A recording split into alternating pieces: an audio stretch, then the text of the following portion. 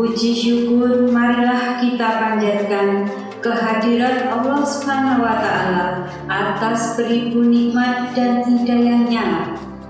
Semoga semua dalam keadaan sehat walafiat, serta terus menjaga kesehatan, memakai masker, cuci tangan, memakai sabun, hand sanitizer, dan menjaga jarak. Hari ini kita semua memperingati hari ulang tahun kemerdekaan Republik Indonesia yang ke-76. Ini merupakan hari yang sangat bersejarah bagi bangsa Indonesia. Indonesia merdeka. Kemerdekaan Indonesia yang diproklamasikan oleh Soekarno dan Muhammad Hatta bukan hadiah dari Jepang, tapi usaha para pejuang yang telah mendahului kita. Tak hanya jujuran keringat dan air mata saja, tapi juga darah para pahlawan yang mendahului kita. Oleh karena itu, kita sebagai generasi penerus dan pewaris sudah sepantasnya mengisi kemerdekaan itu dengan berbagai hal positif.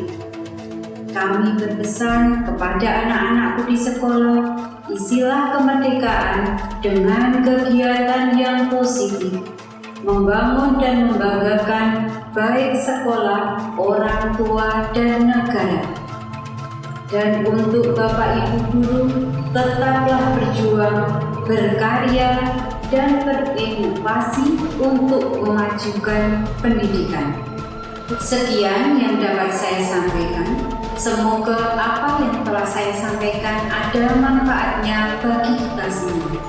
Bila ada kekurangan dan kesalahan saya dalam bertutur kata, saya mohon maaf.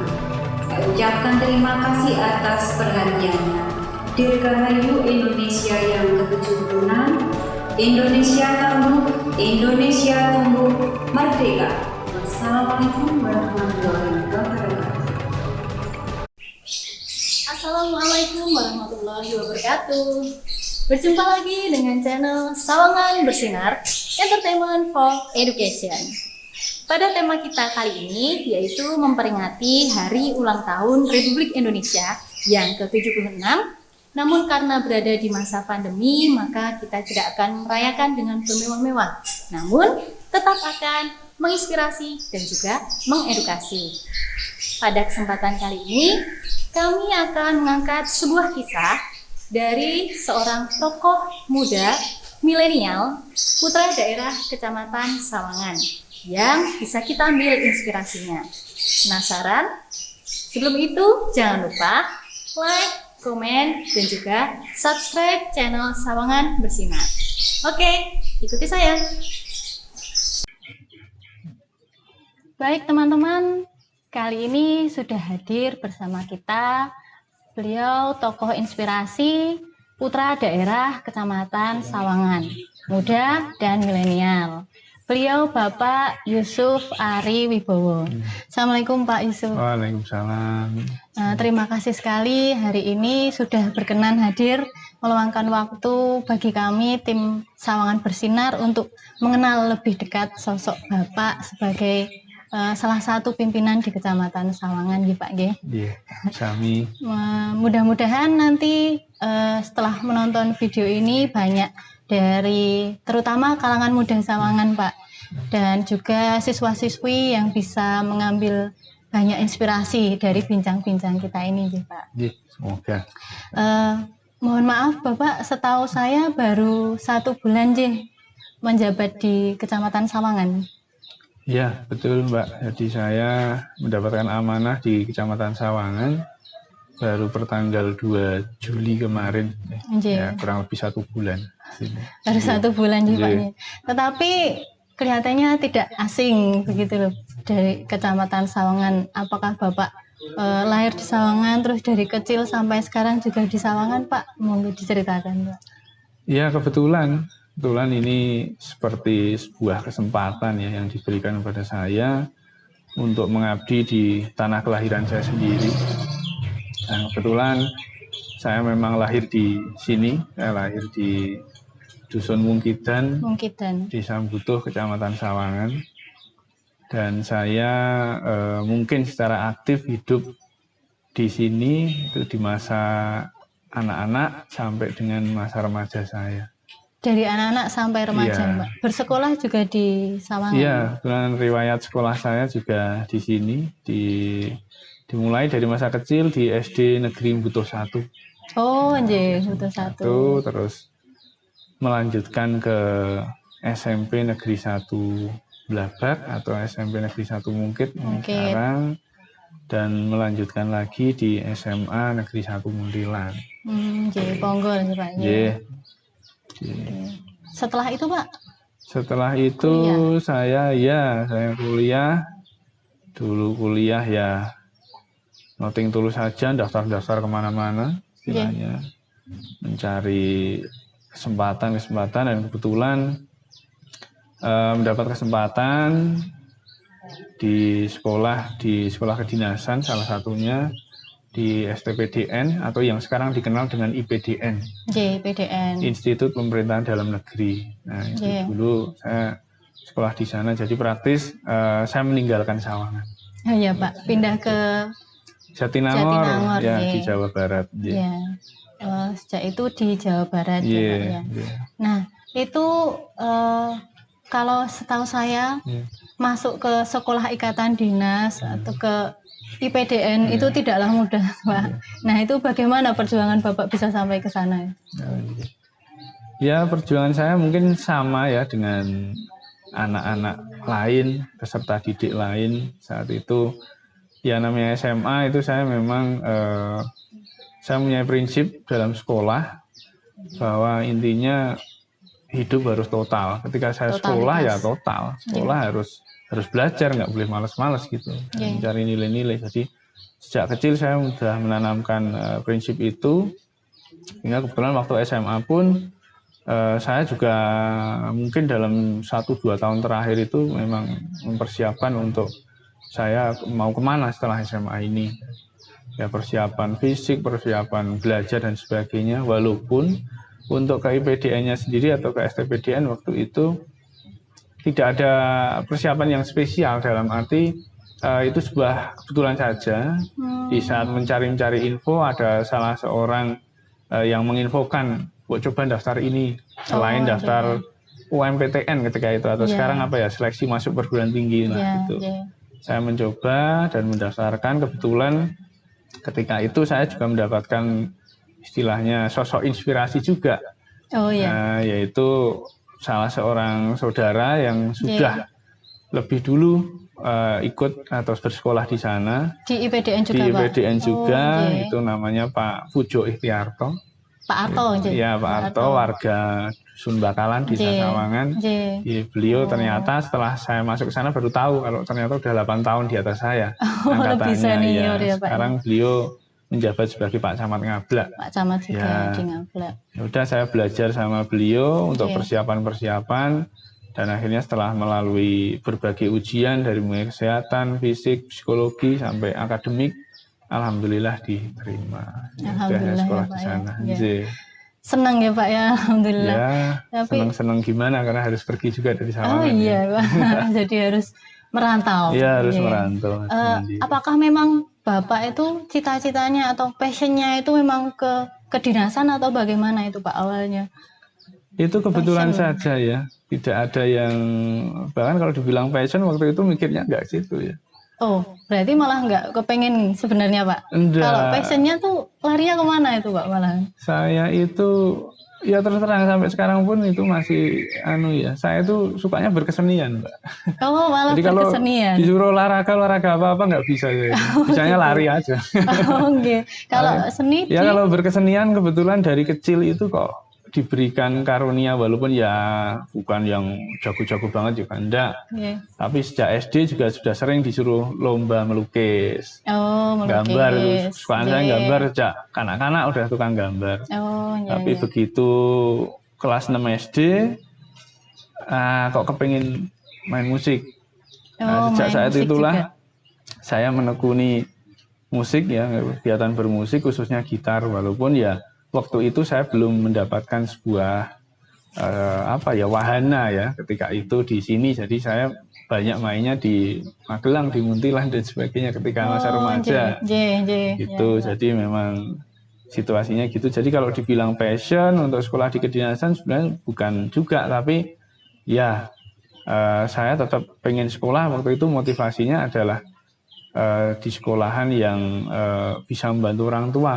Waktu itu ya, di ikatan dinas ya, ikatan dinas kan memang nggak bayar sekolahnya. Jadi mungkin bisa juga jadi alternatif motivasi bagi adik-adik yang pengen melanjutin sekolah di kedinasan, insya Allah tidak berbiaya. Jadi dan setelah itu juga langsung kerja gitu. Langsung penempatan. Iya, langsung penempatan. Soal passion tadi Pak, Bapak megang gitar. Iya, sebagai gitaris bisa dikit-dikit gitu lah. Sampai sekarang juga masih sering bermain. Ya musik. Saya masih sampai saat ini masih seneng bermain. Dan juga kemarin sempat iseng-iseng ya, di awal pandemi itu kita juga sempat bikin karya. Jadi bisa mungkin juga dicoba dibuka itu channel YouTube kami. Ada channel YouTube-nya Pak? Iya. Oh jadi ada channel YouTube-nya teman-teman. Channelnya apa Pak?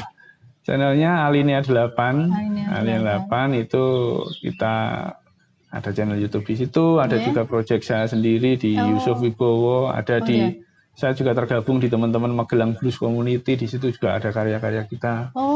Ya kebetulan karena passion itu saya masih meneruskan sebagai hobi. Di sela-sela kesibukan saya diberi amanah untuk mengabdi ke masyarakat.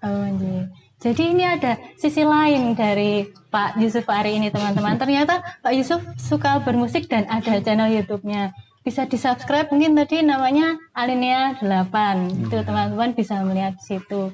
Nah, kembali ke IPDN tadi, Pak. Nah, setelah dari IPDN tadi, bagaimana Pak jenjang karir Bapak setelah itu? Ya, kebetulan waktu itu kebijakan yang ada di Kementerian Dalam Negeri untuk lulusan IPDN itu pulang ke daerah masing-masing. Bangun desa, Mbak. Iya, beda kalau sekarang kan memang disebar se-Indonesia. Jadi kalau waktu itu kebetulan kok ya dapat kesempatan untuk pulang ke daerah masing-masing, sehingga saya sejak tahun 2005 ditempatkan di pemerintah Kabupaten Magelang. Tepatnya dulu di sekretariat daerah. Sekda. Iya, cuma ya sudah berputar-putar ya. Setelah itu saya mendapat kesempatan di Kecamatan Tempuran sebagai kasih pemerintahan, pindah di Kecamatan Muntilan masih sebagai kasih pemerintahan, terus dipindahkan lagi, dapat kesempatan di jenjang yang lebih tinggi di Badan Kepegawaian Daerah atau BKPPD sekarang. Cukup lama, 7 tahun lebih sedikit. Terus saya diberikan amanah pertama kali sebagai camat di Kecamatan Salaman. Di Salaman dulu? Ya, di Salaman kurang lebih 1,5 tahun. Baru kemarin di awal Juli ini kami dimutasikan, diberikan amanah penugasan baru di Kecamatan Sawangan. Di Sawangan, di tempat kelahiran. Di tempat kelahiran. Yang spesialnya bagi saya itu. Iya, spesial Pak. Jadi bisa bangun desanya sendiri gitu. Bismillah, sekuat yang bisa saya upayakan. Ya Pak. Nah, itu Bapak kan sudah banyak sekali ini berpindah-pindah, terus ditempatkan di sana, di sini. Nah, itu perbedaan yang signifikan Pak antara pekerjaan yang sebelumnya dengan yang dihadapi sekarang ini menurut Bapak apa Pak? Pada prinsipnya sama sih. Yang namanya kita sebagai abdi masyarakat itu ya intinya melaksanakan apa yang menjadi tugas kita sesuai dengan kewenangan yang diberikan, dan tujuan utamanya yaitu tadi melayani masyarakat dan membantu masyarakat untuk melaksanakan kegiatan-kegiatannya dalam arti pembangunan, pemerintahan dan sebagainya. Intinya dari pemerintah daerah itu sebenarnya kan sama dengan pemerintah negara ini, sama dengan pemerintah desa, cuma dalam cakup wilayah yang berbeda saja. Beda cakupannya Pak. Kurang lebihnya ya seperti itu. Jadi pertama kali Bapak menjadi camat itu di Salaman, kemudian di Sawangan baru 1 bulan ini. Bagaimana pandangan Bapak pertama waktu ditempatkan di Sawangan itu awalnya itu seperti apa? Seperti apa Kecamatan Sawangan itu bagi Bapak di awal? Ya kalau di awal pertama Kalau secara iklim kemasyarakatan, saya kira saya juga masih cukup familiar karena walaupun mungkin sekarang saya tidak tinggal menetap atau sebagai warga di Sawangan, tapi kan hampir tiap minggu juga saya selalu pulang ke sini untuk berkunjung. Kalau Bapak ke orang menetapnya tua di Muntilan. Oh, di Muntilan. Muntilan. Jadi secara istilahnya suasana juga bukan merupakan suasana yang baru-baru sekali. Tapi kalau dalam suasana kedinasan tentunya ya merupakan suasana yang baru, sangat baru. Tapi ya kembali lagi kurang lebih di semua tempat juga sama. Intinya saya di sini akan melanjutkan apa yang sudah baik, yang sudah dirintis di sini, dan akan meningkatkan mungkin yang kurang optimal, sekemampuan saya. Sesuai dengan tapi maksimal nih Pak. Insya Allah. Nah itu visi misi Bapak bagi Kecamatan Sawangan itu seperti apa Pak? Ya kalau dibilang visi misi ya tentunya memberikan layanan yang terbaik ya. Jadi saya mempunyai harapan Sawangan ini bisa meningkat dari semua sisinya. Terutama harapan saya bagi generasi-generasi penerus itu agar semakin baik dari generasi sebelumnya, mempunyai cita-cita yang lebih tinggi, mempunyai banyak kesempatan untuk masa depannya yang lebih luas. Mungkin itu Mbak, salah satu harapan yang saya ya ingin laksanakan di saat periode saya ditugaskan di sini. Baik Pak, sebelum kita lanjutkan, kita break sebentar. Teman-teman, kita akan menyaksikan salah satu persembahan dari lembaga dan juga guru-guru dari Kecamatan Sawangan dalam rangka memperingati Hari Ulang Tahun Republik Indonesia ke-76. Selamat menyaksikan.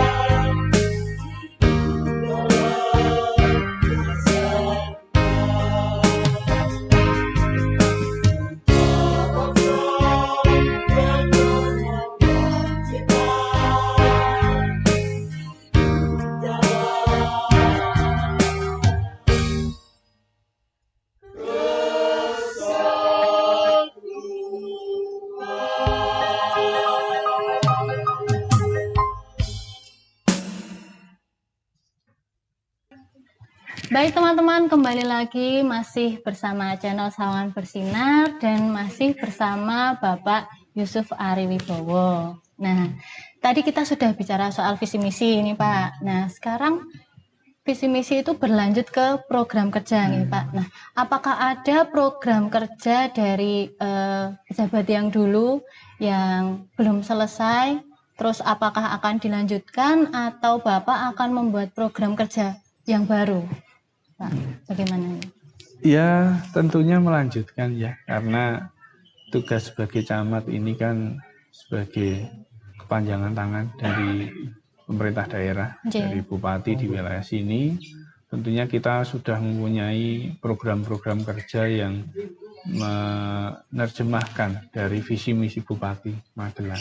Itu yang jelas, jadi intinya akan melanjutkan karena memang sudah ditentukan program-program yang harus dilaksanakan. Walaupun semuanya dalam rangka pelaksanaannya, tentunya kita di kecamatan ini selalu akan bersanding berbarengan dengan perencanaan yang dilaksanakan oleh pemerintah desa.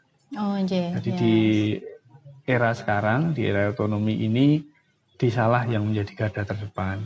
Jadi kita sifatnya adalah sebagai koordinator, fasilitator dalam rangka bebarengan mengkoordinasikan dari pemerintah desa dalam rangka merencanakan pembangunannya ya, supaya tidak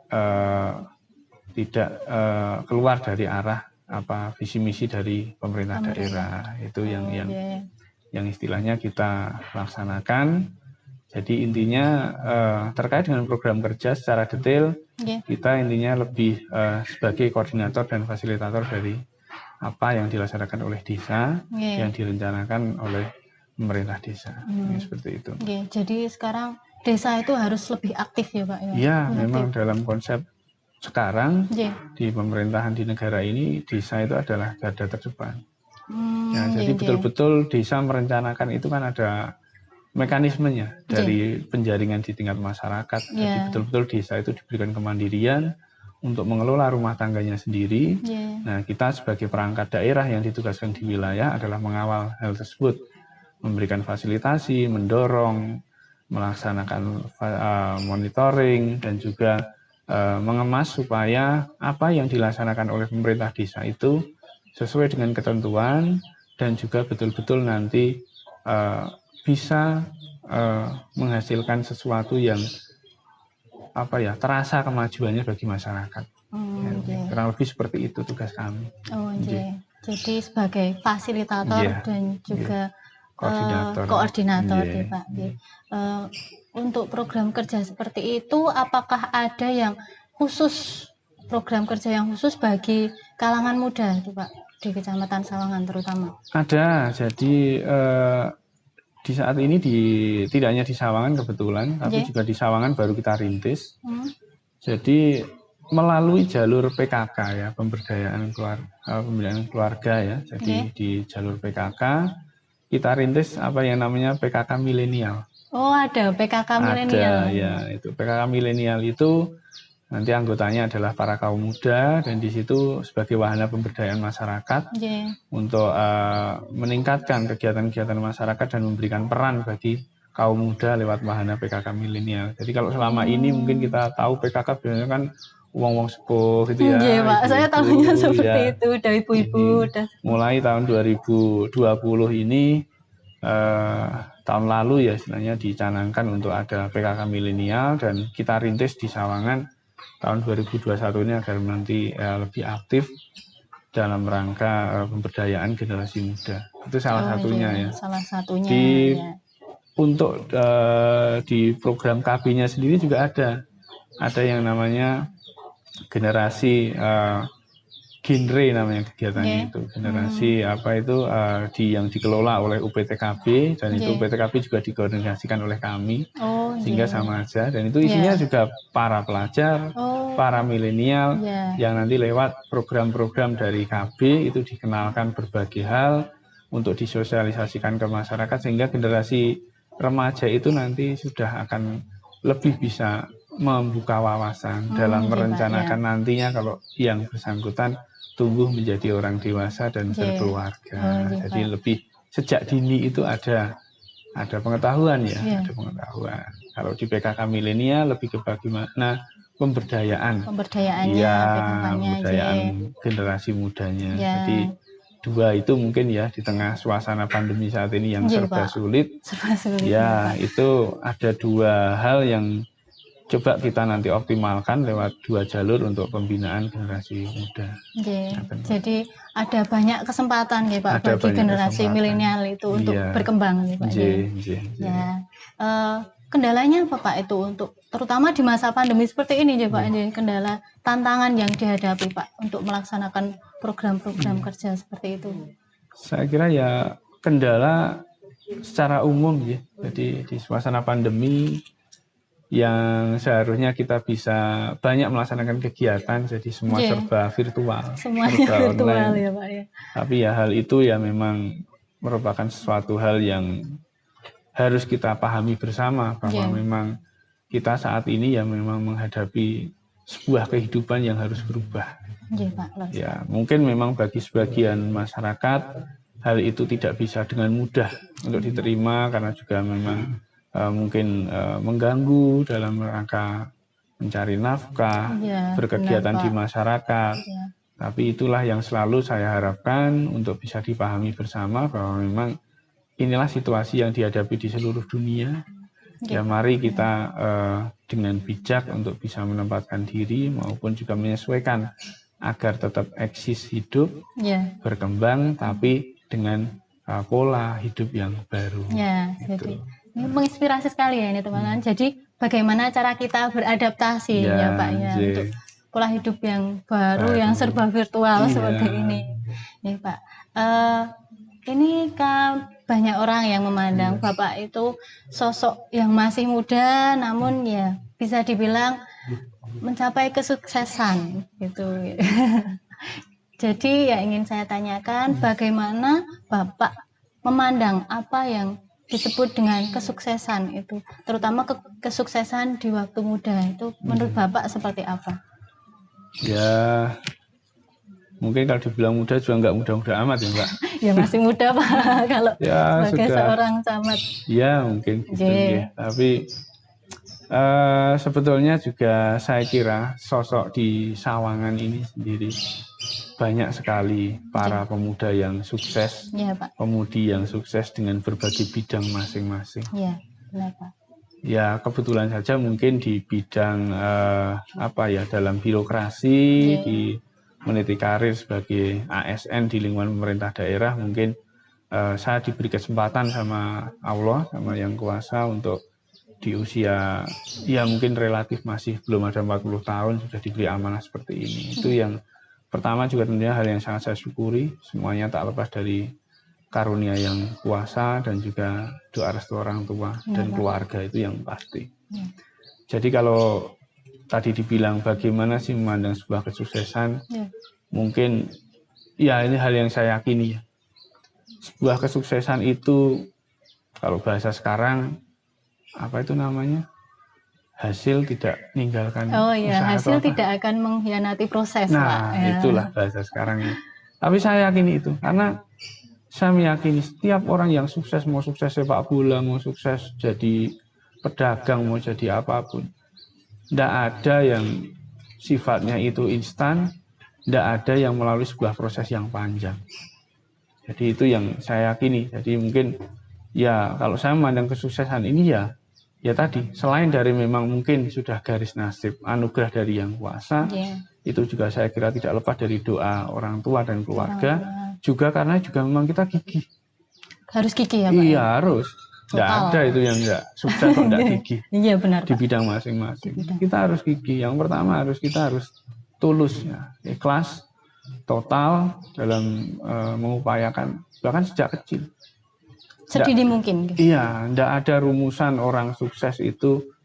Kalau kita sukses studi, tidak ada rumusan bisa masuk ke SMA yang bagus kalau SMP-nya nggak bagus. Oh, iya. Dan SD-nya juga nggak bagus. Intinya proses itu dimulai sejak kecil. Oh iya benar. Nah, dan setelah kita menemukan sebuah titik jalan, ya kita harus mengupayakan dengan total. Kalau kita ketemunya di titik berdagang, ya jangan bosan-bosan, Nah, terus aja kencang di situ. Oke. Titiknya kita jadi pegawai negeri, jadi ASN, ya total apa yang jadi tugasmu sebisa mungkin laksanakan. Yang jadi istilahnya itu di bidang pertanian dan sebagainya, ya harus total. Intinya menurut saya sukses itu adalah sebuah hal yang ukurannya setiap orang masing-masing berbeda. memandangnya, tapi ya itu tadi intinya, tidak ada sebuah keberhasilan itu yang dicapai tanpa sebuah proses yang kuat. Ya, Dan benar, itu Pak. juga saya meyakini adalah sebuah proses yang tidak bisa dilaksanakan hanya dari satu atau dua sektor. Seorang anak yang sukses itu biasanya juga dari jerih payah prihatinan orang tua. Benar Pak, orang tua sangat Iya. mempengaruhi. Bagaimana caringnya atau istilahnya perhatiannya orang tua terhadap Pak. anak, Iya. mengarahkan, menasihati, dan juga si anak bagaimana menandang dan memaknai sebuah nasihat orang tua itu. Iya. Jadi kalau anaknya juga dinasihatin orang tua juga enggak memperhatikan, juga sami mawon. Jadi memang Iya, itu Pak, sebuah situasi yang harus dibangun oleh semuanya dan didoakan bersama ya. Iya. Jadi titik kesuksesan di bidang apapun yang menurut keyakinan saya, yang saya yakini itu adalah sebuah sistem panjang, sebuah proses yang merupakan sebuah proses yang merupakan kesatuan ya, terutama dalam keluarga ya. Sejak pembentukan di kecil dari keluarga, dan juga bagaimana si generasi itu sendiri mencari suasana, mencari nilai-nilai dalam kehidupannya supaya dia ya mencapai keberhasilan di bidang yang dia tekuni. Seperti itu. Jadi kalau udah plus nyemplung sisan gitu ya Pak ya. Dan orang tua juga sangat berperan penting ya, Pak. Tidak bisa sendiri. Iya, Pak. Jadi terutama doa orang tua ya Pak. Oh ya. iya. Kemudian yang utama ini. Harapan Bapak itu seperti apa Pak? Ini Kecamatan Sawangan kondisi seperti ini, kemudian harapan Bapak ke depannya kemajuan Kecamatan Sawangan itu seperti apa nantinya? Ya, saya harapkan Kecamatan Sawangan ini tentunya bisa berkembang sesuai dengan memang apa yang menjadi harapan dari seluruh masyarakat Sawangan sendiri, dari berbagai sektor yang ada. Ya intinya berkembang, maju sesuai dengan apa yang direncanakan oleh masyarakat. Kita sebagai aparat kecamatan, sebagai camat ya lebih kepada mendorong tadi, memfasilitasi, mengkoordinasikan, memberikan arahan, mendorong supaya apa yang direncanakan oleh seluruh elemen masyarakat di sini, di tiap desa itu bisa berkembang dengan tujuan masing-masing. Karena saat ini saat ini arah pembangunan di tingkat nasional betul-betul desa itulah yang didorong sebagai sebuah lembaga yang nanti akan betul-betul membawa arah masyarakat di titik kemajuan. Mungkin di desa A pengen pertaniannya yang maju, di desa B mungkin ke sektor jasa, di desa C ya.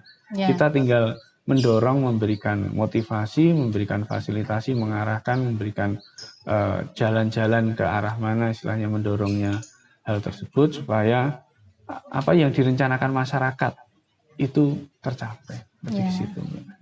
Amin, semoga dapat tercapai ya Pak. Amin, dengan maksimal.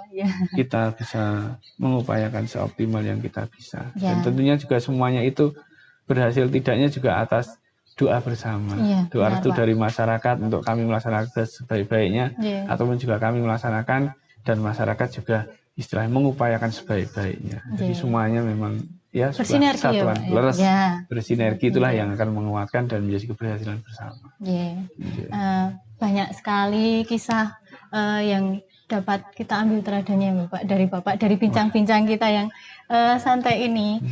Untuk yang terakhir kalinya Pak, bagi teman-teman dari kalangan muda, terutama di Kecamatan Sawangan, apa pesan-pesan Bapak atau tips-tips apa dari Bapak agar bisa lebih baik lagi, lebih berkembang lagi, lebih maju lagi, seperti apa Pak?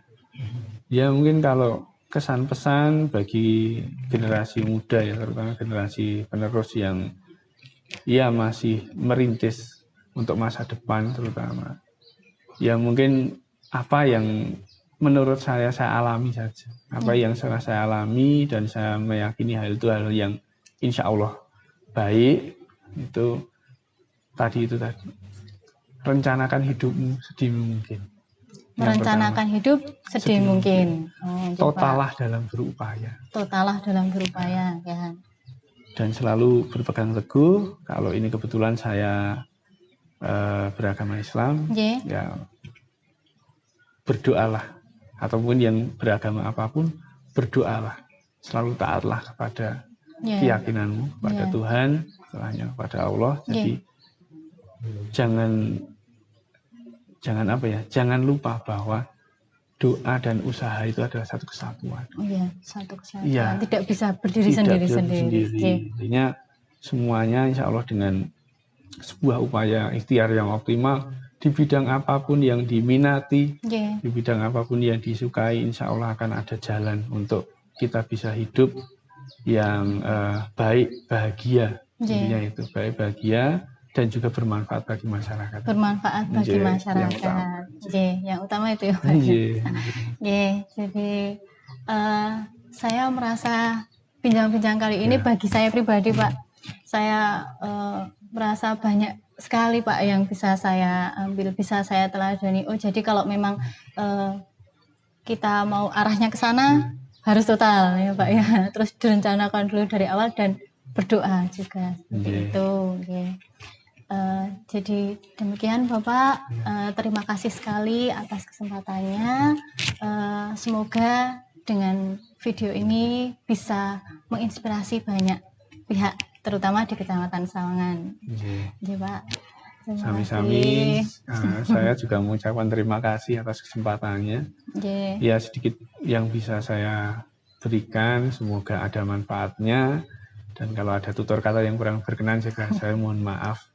Dari bincang-bincang ini semoga menjadi bisa kita petik manfaatnya untuk kita semua, termasuk untuk saya juga. Terima kasih kesempatannya. Baik, demikian teman-teman bincang-bincang kali ini dengan Bapak Yusuf Ari Wibowo. Semoga teman-teman dapat mengambil yang baik-baik, manfaat, dan juga bisa meneladani dari sosok Bapak Yusuf Ari Wibowo. Nah, teman-teman, demikian.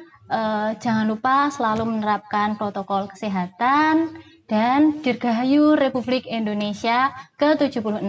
Salam sehat, merdeka. Merdeka. Dirgahayu Republik Indonesia yang ke-76. Salam sehat, Indonesia tangguh, Indonesia tumbuh. Merdeka!